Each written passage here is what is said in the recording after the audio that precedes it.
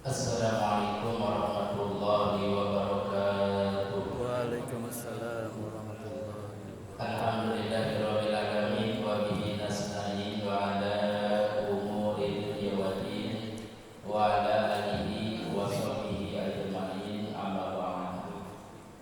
Yang saya hormati kepada Bapak Ustaz Ardaya yang telah memberikan waktu kepada saya, dan yang saya hormati kepada Mukarram guru kita bersama Bapak Kiai Abdul Rahman SAG MPD, dan yang saya hormati kepada Bapak Ustaz Sudirman selaku Ketua Muzakarah, dan yang saya hormati kepada orang tua kita Bapak Ustaz Abdul Karim, Bapak Ustaz Nurjen, dan para asatidz lainnya, dan yang saya hormati kepada aparatur pemerintahan Bapak RW, dan yang saya hormati kepada Bapak Jajar Jatake,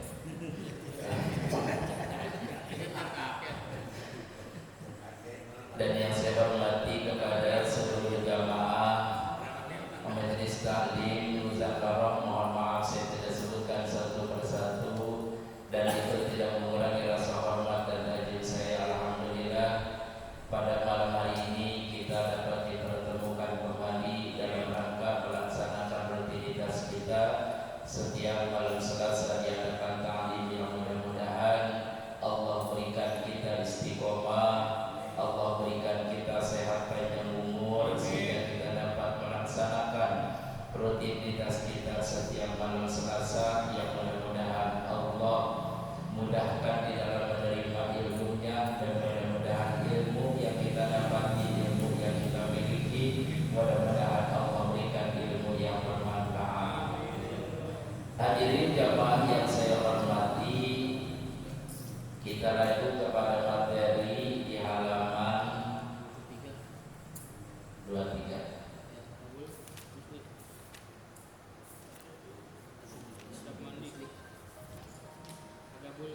Bismillahirrahmanirrahim. Adabul ghusli. Ini bab menjelaskan adab mandi. Faida asobatka, maka apabila terkena kepada kamu zanabatun junub min ihtilamin, daripada mimpi jima, au wiqain, atau bersetubuh, faghsil ina'a, maka ambillah tempat, ilal mughtasili, kepada tempat mandi, waghsil, dan basuhlah, yadaika, dua tangan kamu, awalan, pertamanya, salasan, 3 kali, wa azil, dan hilangkanlah, ma, perkara, ala badanika, yang ada di badan kamu, min qazrin, daripada kotoran, wa tawaddoa, dan berwudulah, kama sabaqah, seperti perkara yang terdahulu, wudu kamu di sholati, untuk sholat, ma'a jami'i da'awati, beserta sekalian doa-doa, wa akhir, dan akhirkanlah, ghusla qadamaika, membasuh dua telapak kaki kamu, kaila yudhi'a, karena supaya tidak mensia-siakan al-ma'u, air. Faiza faragta, maka apabila selesai kamu, minal wudu'i, daripada wudu, fasabbil ma'i, maka kocorkanlah air, ala rasika, kepada kepala kamu, salasan, 3 kali, wa anta, dan kamu nawin niat, raf'al hadasi, mengangkatkan hadas, minal janabati, daripada junub, summa ala sakikal aiman, kemudian kepada betis kamu yang kanan, salasan 3 kali, summa alal aisar, kemudian kepada betis yang kiri salasan 3 kali. Wadluk, dan menggosok-gosok kamu, ma'akbala, perkara yang ada di depan, min badanika, daripada badan kamu, wa ma adabaro, dan perkara yang ada di belakang, salasan 3 kali 3 kali. Wa khalil, dan menyela-nyela, sa'ror roksika, kepada rambut kepala kamu, walihyatika, dan janggut kamu, wa awsalil ma'a, dan sampaikan kepada air, ila ma'ati fil badani, kepada lepak lebih badan, wa madabiti sari, dan tumbuhnya rambut, ma khafa, perkara yang enteng, minhu, daripada rambut, wa ma kasufa, dan perkara yang tebal, wahzar, dan hati-hatilah, anta musa, akan memegang, zakaroka, batang kamu, ba'dal wudu'i, sesudah wudu, bain asobathu, maka jika terkena kepada orang itu, ya buka tangan kamu, fa'idil wudu'a, maka membalikin kepada wudu, wal faridatu, dan fardu, min zumlati zalika, daripada jumlah yang demikian itu, kullihi, sekaliannya, adiyatun, niat, wa izalatun najasati, dan menghilangkan najis, wa isti'adul badani, dan meratakan badan,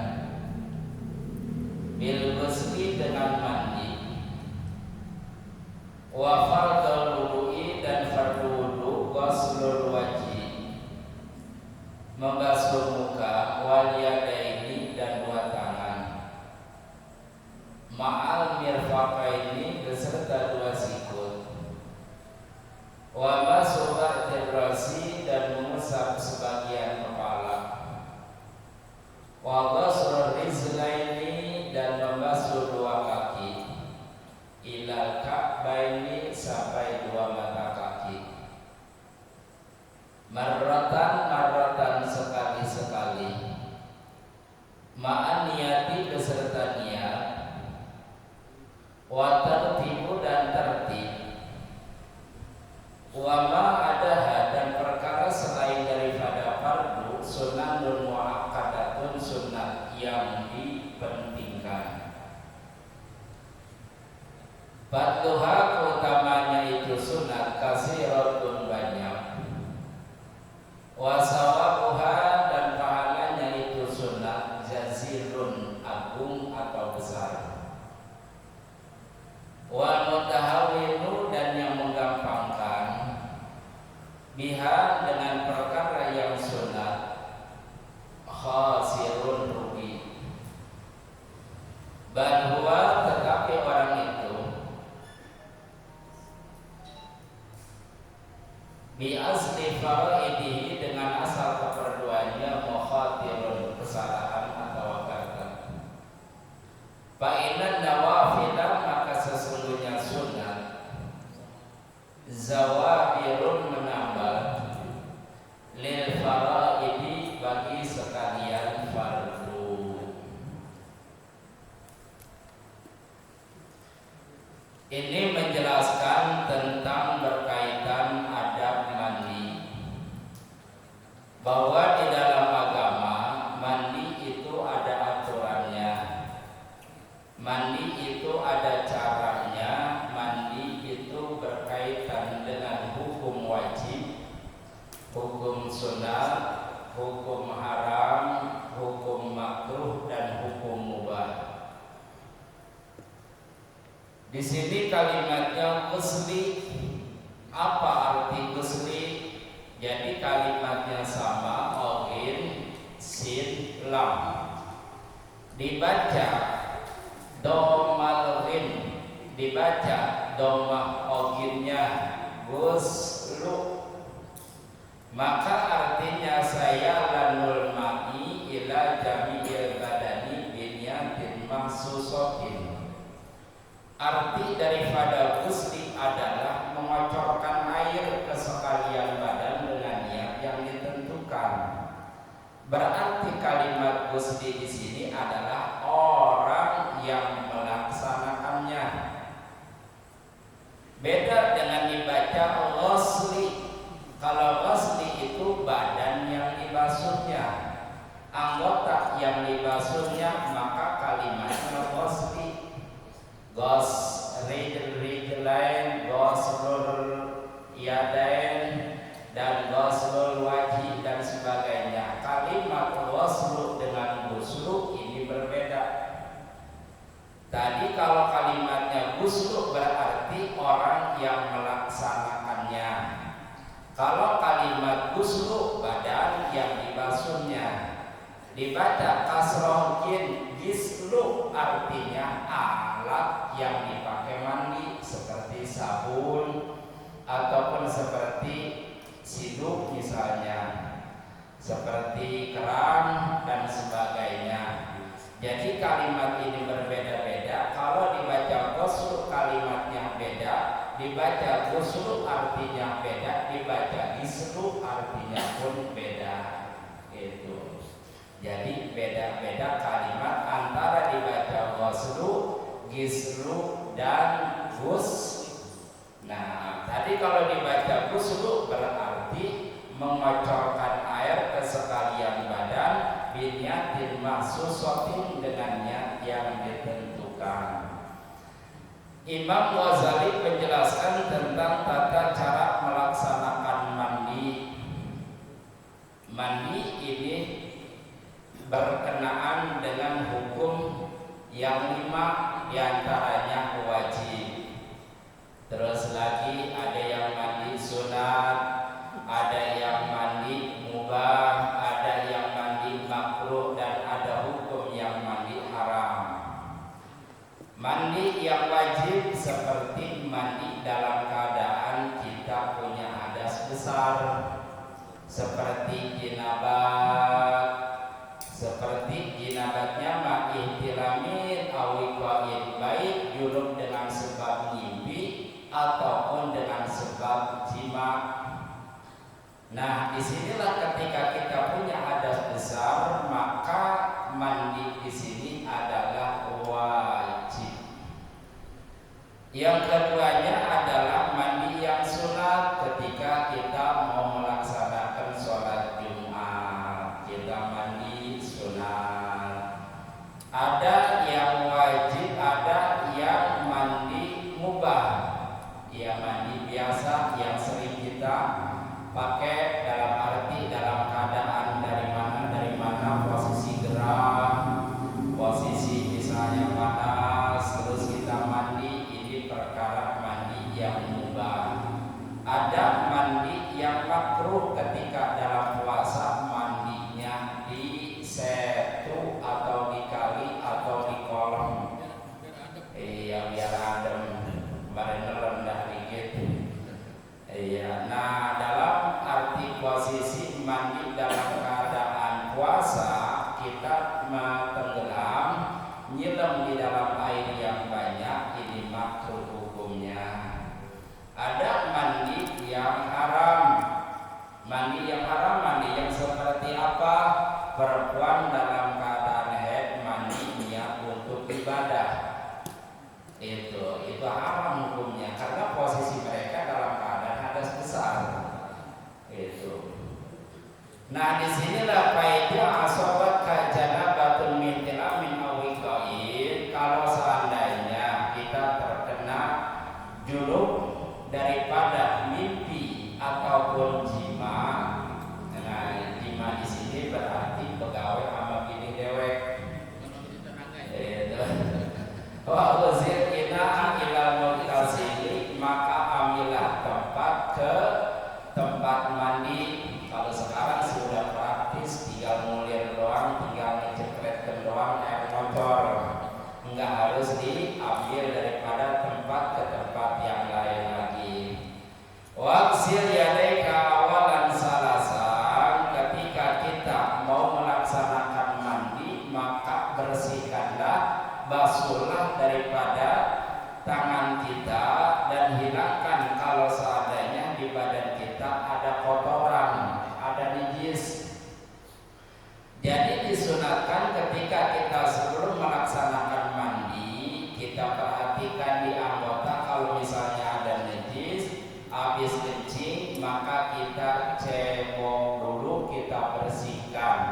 daripada najis yang ada di badan kita.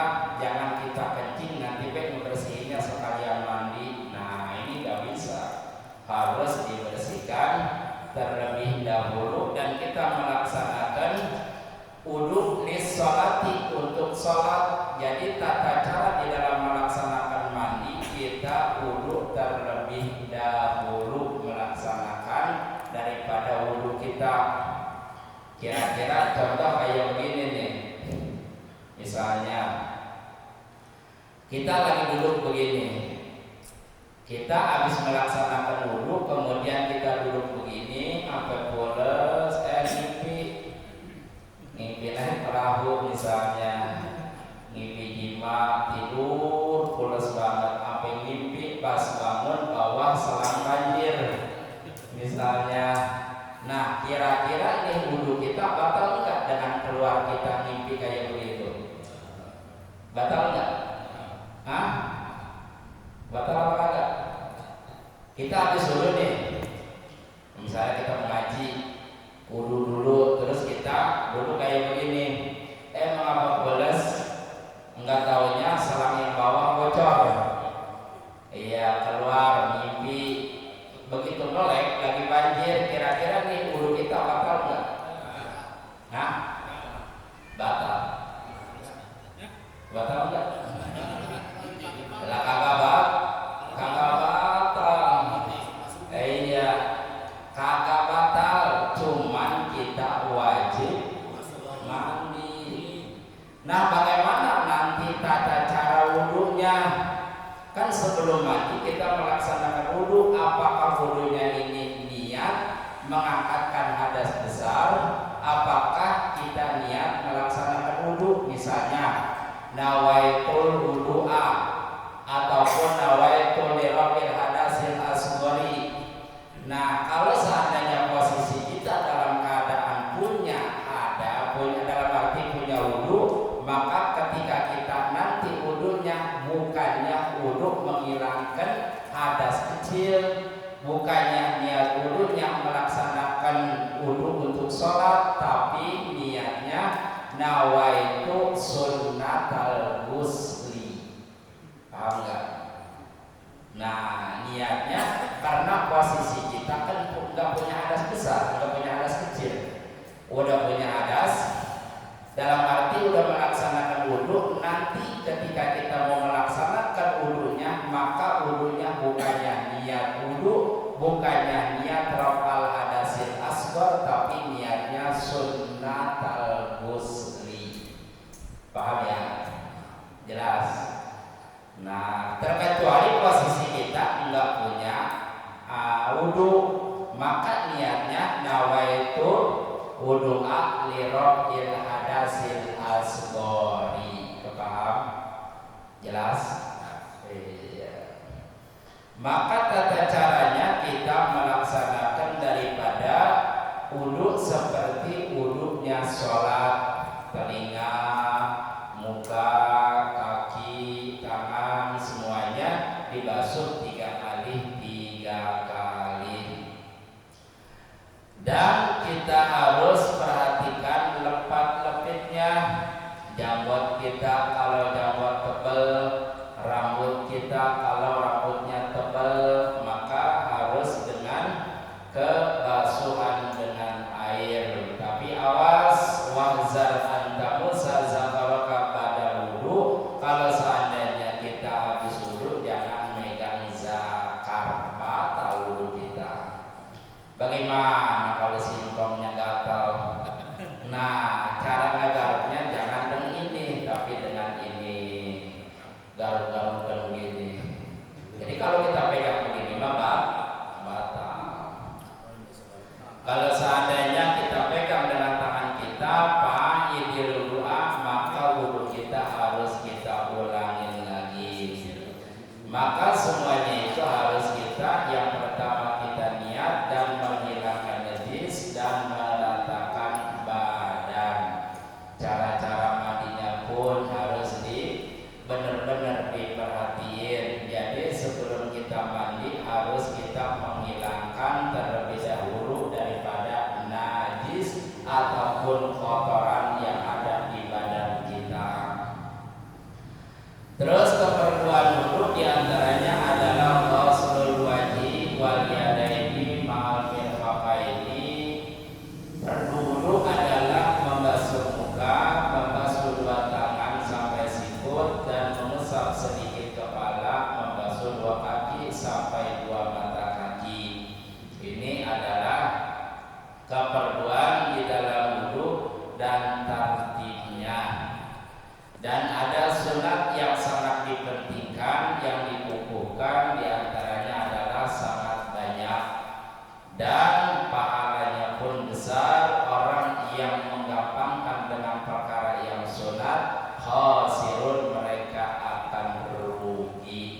Karena sesungguhnya sunat itu adalah menambal daripada sekalian fardu.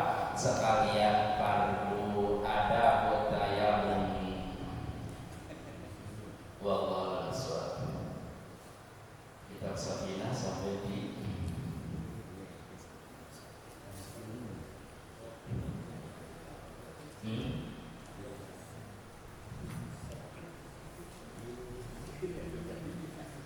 sampai pasal ya halaman 16.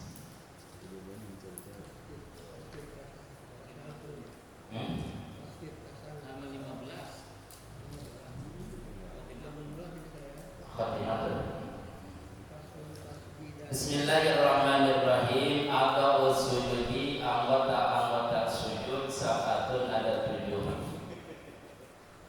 Al-jabhatu yang pertama jidat, wa butunul kafaini dan batin dua telapak tangan,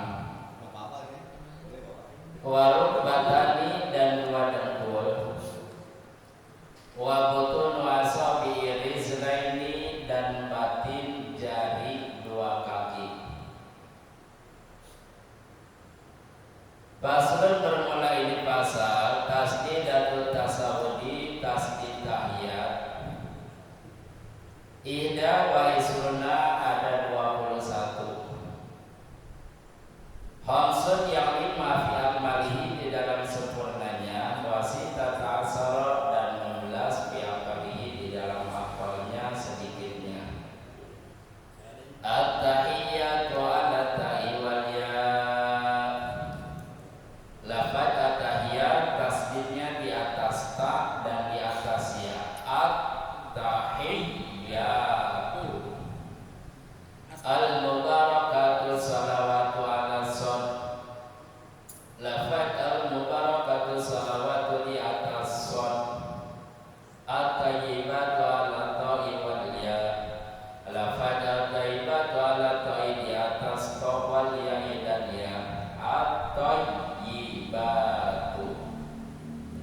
Lillahi lafaz Allah ala lamil jalalati di atas lam jalalah. Assalamu ala sini lafaz assalamu ala sini di atas sin. Alaika ayyuhan nabiyyu lafaz alaika ayyuhan nabiyyu ala ya'i di atas ya. Wan nuni dan di atas nun wal ya'i dan ya. Wa rahmatullahi lafaz wa rahmatullah ala lam zalalah di atas lam lafaz Allah. Wa barakatuhu dan lafaz barakatuhu assalamu ala sini di atas sin. Alaina wa ala ibadillahi ala lamil jalalah di atas lam lafaz Allah. As-salihin lafaz as-salihin ala salihin di atas shad. Ashhadu an la ilaha ala lam alifin di atas lam alif. Illallah lafaz illallah ala lam alifin di atas lam alif. Wa lam jalalati dan lam lafaz Allah. Wa ashhadu anna dan lafaz ashhadu anna ala nuni di atas nun. Muhammad Rasulullah lafaz Muhammad Rasulullah ala mimi Muhammadin di atas mim lafaz Muhammad. Di ala mimi di atas mim Muhammadin lafaz Muhammad ala roi di atas ra wa ala lam jalalah dan di atas lam lafaz Allah. Paslon bermulai di fasa tasdid atau aqali sholati, tasdid paling sedikitnya membaca sholawat ala nabi kepada nabi arba'un ada 4. Allahumma lafaz Allahumma ala lami di atas lafaz lam wal mim dan mim. Sholli lafaz sholli ala lami di atas lafaz lam. Ala Muhammadin lafaz ala Muhammadin ala mim di atas mim. Paslon bermulai di fasa lafaz salami paling sedikit-sedikitnya salam assalamualaikum. Tasdidus salami tasdid lafaz assalam ala sini di atas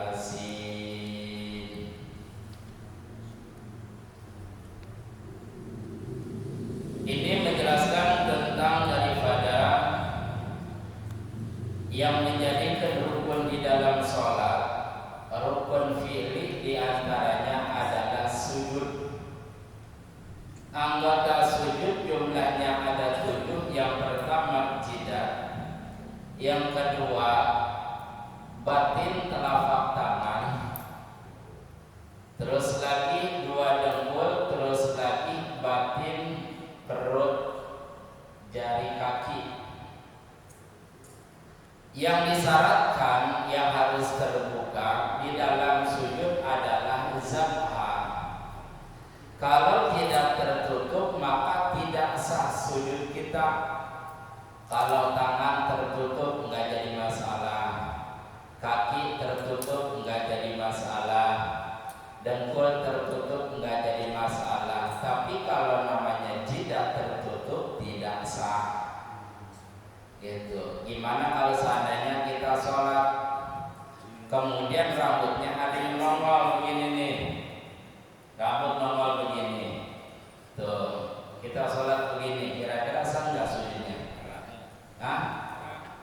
Sah nggak?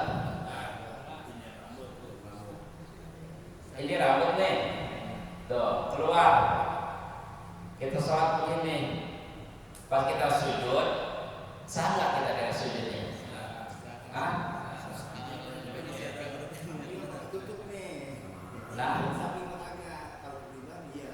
Nah, kalau seandainya posisinya begini, rambut yang terbuka ketika sujud kan disyaratkan bukannya jami'il jabha. Yang disyaratkan ketika kita sujud adalah ba'dul zabha. Bukan semuanya tidak harus terbuka, bukan semua jidat itu tertutup, tapi ada sebagian jidat yang terbuka ketika kita sujud, ada sebagian jidat yang keangkat dengan tempat sujud kita sah. Paham nggak? Jadi kalau seandainya ini rambut nongol ketika kita sujud sah nggak? Sah.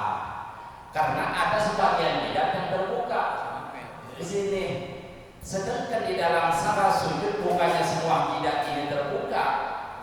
Antara ba'dul jabha, sebagian jidat kurma atau kulit terkecuali semua jidat tertutup sama rambut kita, baru itu kagak sah. Misalnya rambut kita ini acak-acakan gitu, semua ketutup. Nah, ketika kita sujud, nah rambut kita menghalangi tempat sujud kita, ini baru nggak sah. Tapi kalau seandainya nongolnya di sini, ada sebagian di sini yang terbuka jidat kita, ketika kita sujud, sah sujud kita. Karena di saat sujud ini bukannya semua jidat itu terbuka, tapi ba'dul zabha, hanya sebagian jidat saja yang harus menyentuh kepada tempat sujud kita. Paham ya? Iya. Jadi di sini yang disyaratkan terbuka hanya jabhah, hanya jidat. Misalnya tangan kehalangan, enggak kelihatan, sah. Dengkul enggak kelihatan, sah.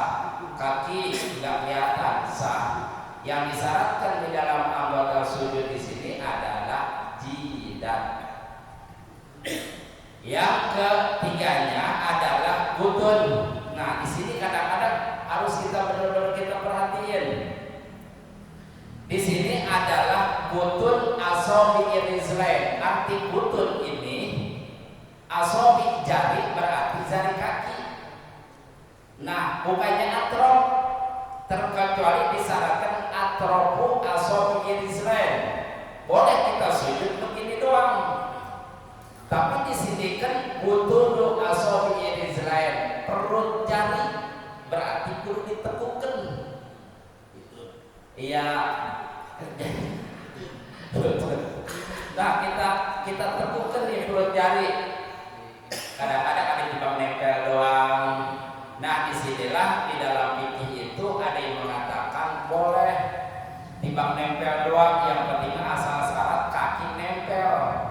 Ada sebagian ulama lagi kalau seandainya timbang ditempelkan doang, nggak dijadikan butun doa sobi rizlaini keangkal dengan tempat sujud kita, akan sah.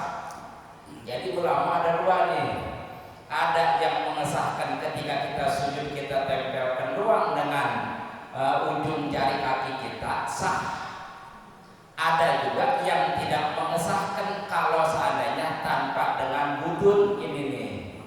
Iya, dengan perut jari ngambang, itu tidak sah. Kalau di dalam kitab Fathul Mu'imah harus butunu asobi rizlain, harus begini ditekukkan. Iya. Jadi ada yang membolehkan begini, ada juga yang harus dijadikan ditekukan, yang menjadikan butuh asobi Israel harus diinikan. Paham ya?